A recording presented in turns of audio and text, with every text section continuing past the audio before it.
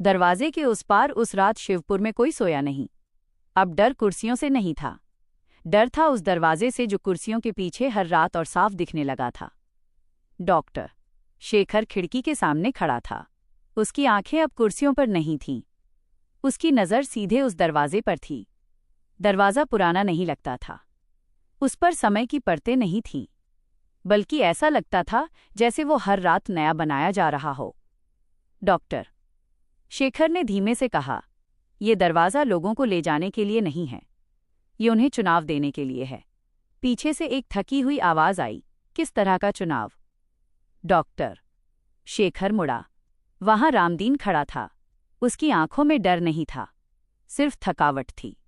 रामदीन बोला, मैं रोज उस घर में नहीं झांकता था, फिर भी मेरा नाम सूची में था। डॉक्टर शेखर कुछ देर चुप रहा, फिर बोला, क्योंकि तुम रोज रुकते थे, हर दिन 2 मिनट।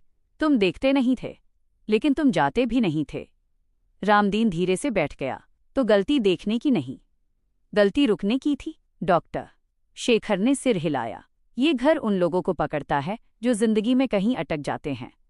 उसी पल दरवाजे के उस पार से एक आवाज आई, अंदर आओ। आवाज एक नहीं थी, लेकिन कई भी नहीं। ऐसी थी। रामदीन खड़ा हो गया।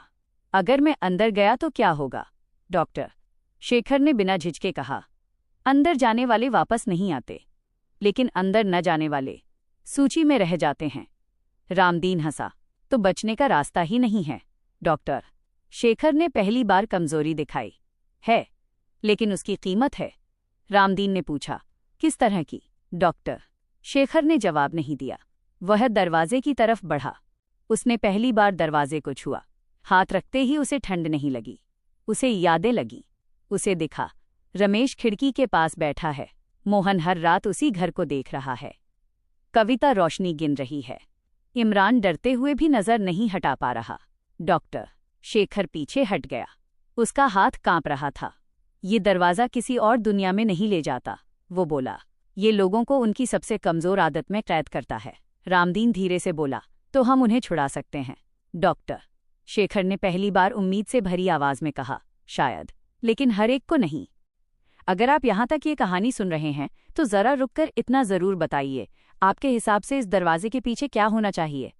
नीचे कमेंट्स में अपनी थियोरी लिखिए। और अगर ऐसी धीरे धीरे खुलने वाली कहानियां आपको पसंद हैं तो अनकहे किस्से को सब्सक्राइब करना मत भूलिए।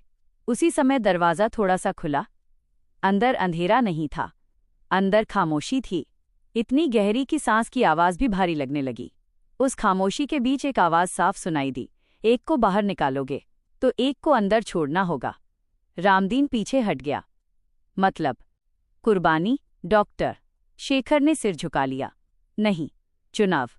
उसी रात शिवपुर की सूची में पहली बार कोई नया नाम नहीं जुड़ा, लेकिन एक पुराना नाम धीरे धीरे मिटने लगा। कविता। और उसी पल दरवाजे पर एक नया साया उभर आया, जो डॉक्टर शेखर जैसा दिखता था। डॉक्टर शेखर ने साये को देखा और पहली बार उसे डर नहीं लगा। उसने धीमी आवाज में कहा, तो यही कीमत है। अगर आपको ये कहानी पसंद आई हो तो वीडियो को लाइक ज़रूर करें। आपका एक लाइक हमें ऐसी और कहानियां लाने की ताकत देता है। और कमेंट्स में बताइए, अगर आपको किसी एक को चुनना हो तो आप किसे बचाते? आप सुन रहे थे अनकहे किस्से, कल रात 10 बजे भाग 7, क्योंकि हर कहानी किसी न किसी चुनाव से आगे बढ़ती है।